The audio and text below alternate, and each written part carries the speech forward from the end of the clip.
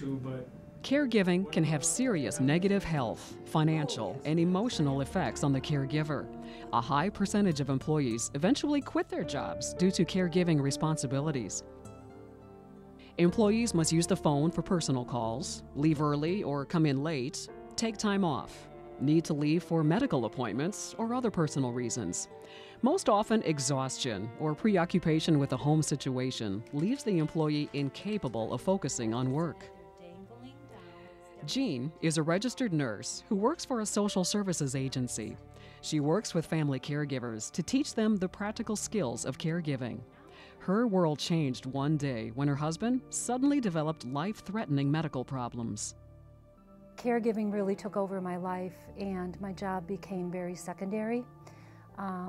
There were certain things that needed to be done, and there isn't a body to put in place, you know, to do my job when I'm not here. So I had this realization of many responsibilities.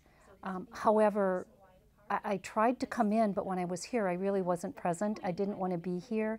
And there was even a sense of resentment that I needed to do this, but I really wanted to be at the hospital with my husband. So it became, there was this real big internal conflict. I love my job and I love what I do, but at that point in time, I didn't want to do it. Throughout Diane's employment for a state agency, she cared for both parents and her daughter, a lengthy, complicated, and difficult situation. I had to be able to come and go from work almost on the spur of the moment. It usually wasn't that imminent, but I came to face some challenges at work because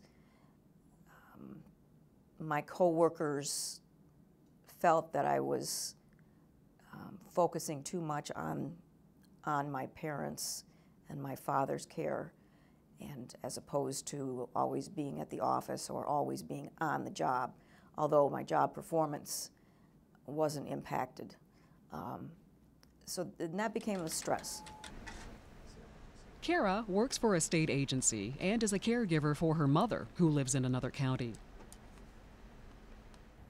Some days I'm not as productive as I normally would be. Depends on if I get a phone call at work, my dad's having a bad day, so my mom calls me.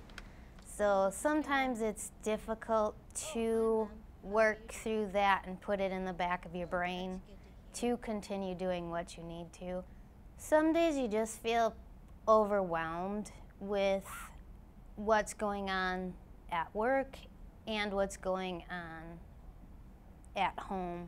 But you just kind of find a balance and you work through it because you know that it can't be bad all the time.